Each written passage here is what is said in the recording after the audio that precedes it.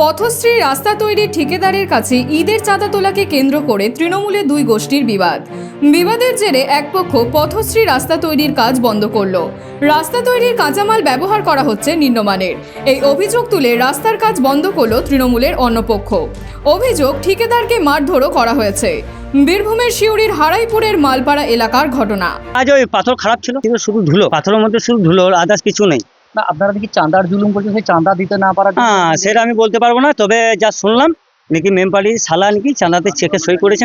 চেকটা আনা হোক, তাহলে বুঝতে পারবে কার সাইন আছে, মেম্বারের সালা সাইন আছে। মারধর তাহলে কারা করলো? মারধর সভাপতি ভাইয়েরই হয়েছে, আদার্স কোনো না। আমরা তখন ছিলাম না স্পটে। আপনারা নাকি বিরোধিতা করছেন? বিরোধী আমার কোনো, আমার টিএমসি, আমার নানা কেন্দ্র অঞ্চলের প্রধান জালালউদ্দিন। হ্যাঁ, এবার নেতৃত্বে ছিলাম সেই মেম্বারের। এতদিন মেম্বারের সঙ্গে আমাদের হয়নি ভাগ, ওরা শুধু খেতে চায়, আমরা খাবো না, আমরা উন্নয়ন চাই।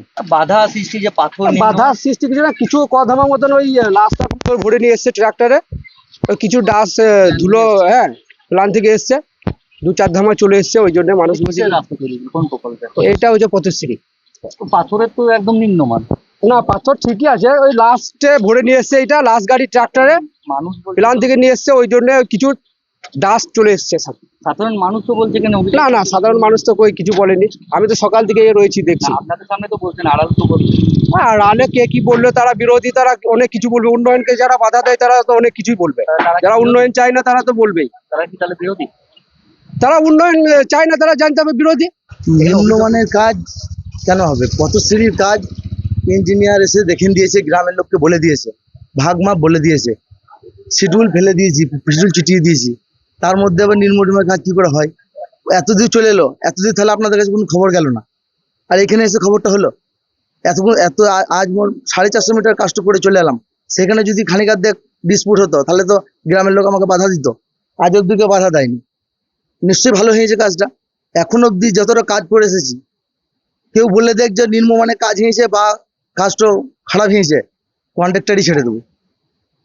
প্রত্যেকটি ঘরে ঘরে আপনি চেক করে আসুন যে আমার কতটা মাল গেছে, যা বলছে তাই করে দিয়েছি।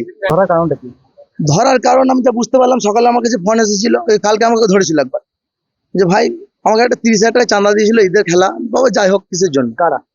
ওটা এখানে পাড়ারই দিয়েছিল আমাকে। যারা বাধা দিয়েছে তাদের মধ্যে কেউ হবে, কেননা আমি ওখানে রাস্তায় আসছিলাম, আমাকে দাঁড় করাইলে, ভাই দাঁড়ান, আপনার একটা চাঁদা লাগবে। কিসের চাঁদা? বলছে ওই ঈদের উপলক্ষে চাঁদা বা ক্লাবটা ঠিক করবো, এরকম একটা চাঁদা নিয়ে আমাকে চেকটা দিল।